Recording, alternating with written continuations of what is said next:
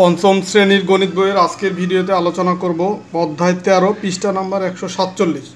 তো এখানে ডান পাশের আয়তলেখে একটি বিদ্যালয়ের পঞ্চম শ্রেণীর শিক্ষার্থীদের ওজন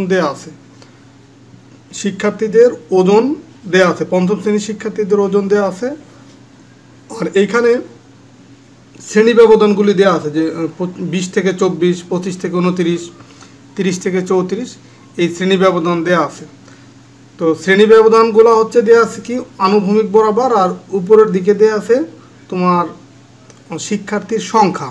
শ্রেণী ব্যবধান বলতে এখানে 20 থেকে 24 যে কেজি, এই কেজির মানে এই ওজনের ভিতরে কয়জন শিক্ষার্থী আছে, বা 25 থেকে 29 এই ওজনের ভিতরে কয়জন শিক্ষার্থী আছে, বা 30 থেকে 34-এর ভিতরে কয়জন শিক্ষার্থী আছে সেইটা দেওয়া আছে। তো 1 নম্বর যে প্রশ্ন সেটা হচ্ছে এই বিদ্যালয়ের পঞ্চম শ্রেণীতে কতজন শিক্ষার্থী আছে। এই বিদ্যালয়ে পঞ্চম শ্রেণীর শিক্ষার্থীর সংখ্যা। তো এখানে শিক্ষার্থীর সংখ্যা আমরা এই 20 থেকে 24 এই যে ওজন, এই ওজনের ভিতরে শিক্ষার্থী আছে এখানে 2 জন। তারপরে তোমার 25 থেকে 29-এর ভিতরে শিক্ষার্থী আছে 1, 2, 3 জন। তো এটা আমি একটু লিখে দিচ্ছি যেন তোমাদের বুঝতে সহজ হয়। 30 থেকে 34-এর ভিতরে আছে দেখো এই যে 6 জন শিক্ষার্থী আছে। 35 থেকে 39 আছে দেখো যে 7 জন শিক্ষার্থী। আর 40 থেকে 44 শিক্ষার্থী আছে 5 জন। 45 থেকে 50 শিক্ষার্থী আছে 2 জন। তো এখন মোট শিক্ষার্থী হবে এই 2 আর 3 5, 5 আর 6 11, 11 আর 7 হচ্ছে 18, 18 আর 5 হচ্ছে 23, 23 আর 2 25। তার মানে মোট শিক্ষার্থী এখানে কত পেলাম আমরা? মোট শিক্ষার্থী পেলাম হচ্ছে 25। মোট শিক্ষার্থী 25। তো এই যে 1 নম্বরে যে উত্তর, এই বিদ্যালয়ে পঞ্চম শ্রেণীতে কতজন শিক্ষার্থী আছে? শিক্ষার্থী আছে 25 জন। এইটা হচ্ছে 1 নম্বরের উত্তর। 2 নম্বর যে প্রশ্ন, কোন শ্রেণী ব্যবধানে শিক্ষার্থীর সংখ্যা বেশি? দেখো শ্রেণী ব্যবধানগুলো নিচের দিকে, তার মানে এই 20 থেকে 24 আছে 2 জন, 25 থেকে 29 আছে 3 জন। এইভাবে করে তোমার 35 থেকে যে 39 এই শ্রেণী ব্যবধানে আছে সর্বোচ্চ শিক্ষার্থীর সংখ্যা, সেটা কত? 7 জন।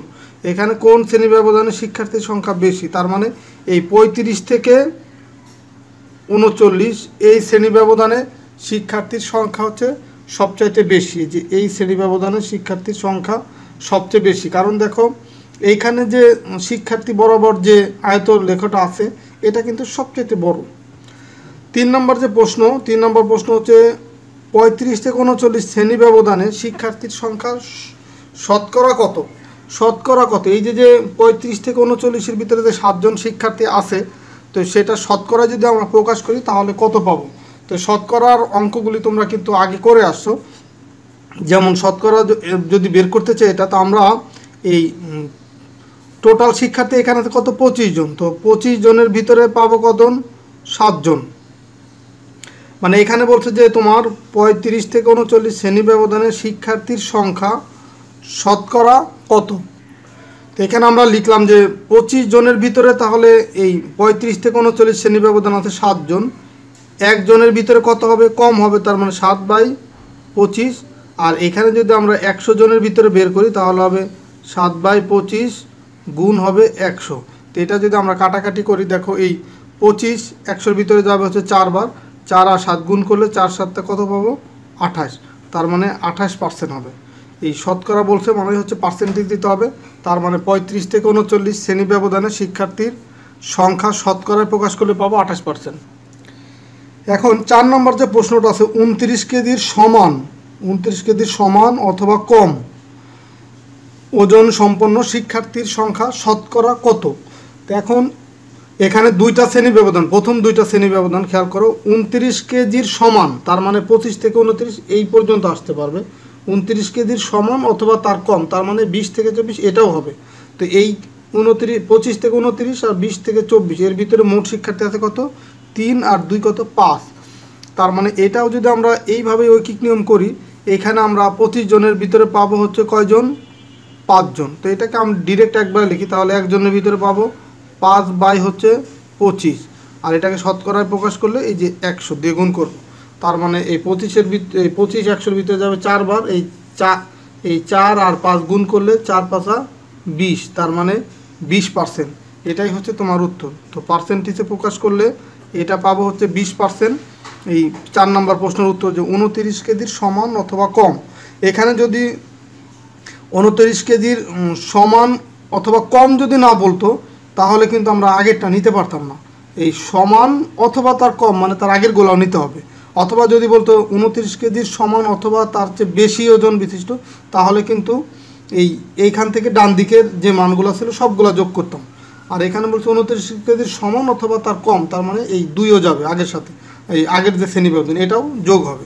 তো এখন এটা হচ্ছে 4 নম্বর উত্তর, এই 28%। এটা হচ্ছে তোমার 3 নম্বরের উত্তর, আর এটা হচ্ছে 2 নম্বরের উত্তর, এটা হচ্ছে 1 নম্বরের উত্তর।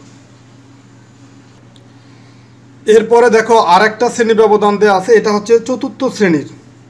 যে শিক্ষার্থীদের 4র্থ শ্রেণীতে থাকার সময় ওজন কত ছিল তা ডান পাশের আয়তলেখটিতে দেওয়া আছে। মানে এটা একটা আয়তলেখ, এখানে হচ্ছে 4র্থ শ্রেণীতে যে শিক্ষার্থীদের ওজন সেইটা দেওয়া আছে, শ্রেণী ব্যবধান এবং 4র্থ শ্রেণীতে শিক্ষার্থীদের ওজন যেটা ছিল সেটা এখানে প্রকাশ করা আছে। যেমন 20 থেকে 24-এর ভিতরে ছিল 3 জন, তো এখানে এটা আমরা যোগ করব 3 জন। এখানে তোমার 25 থেকে, আচ্ছা এটা একটু উপরে লিখি কারণ এখানে স্পষ্ট বোঝা যাচ্ছে না, এখানে হবে 3 জন। আর 25 থেকে 29-এর ভিতরে তোমার শিক্ষার্থী দেখো 5 জন। আর 30 থেকে 34-এর ভিতরে আছে 8 জন। 35 থেকে 39 আছে 6 জন, এই যে দেখো এখান থেকে 6 জন। এরপরে 40 থেকে 44 আছে 3 জন, এই যে দেখো 3 জন।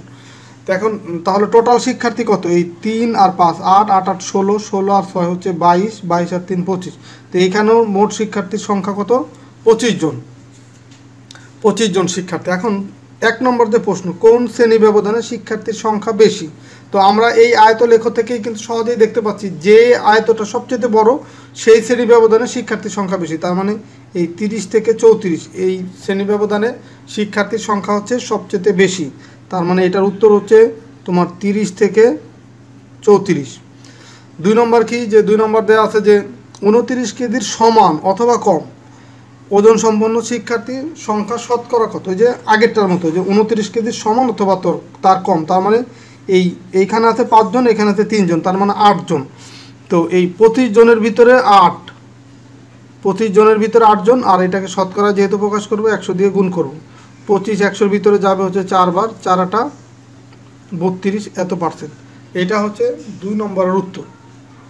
তো এটা কিন্তু তুমি রাফ করে নিতে পারো, এইভাবে যদি তোমার বুঝতে সমস্যা হয় রাফ করে নিতে পারো। যে তোমার এখানে তোমাদেরকে দেখাচ্ছে যে 25 জনের ভিতরে আছে 8 জন শিক্ষার্থী, একজনের ভিতরে কত আছে? 8 ভাগ 25।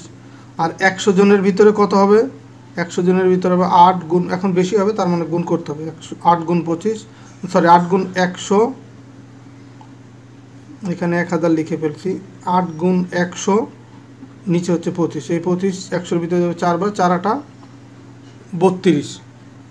তো এটা পার্সেন্টেজ থাকে, যেহেতু 100-র ভিতরে এই মানটা, তো এটাই হবে শতকরা।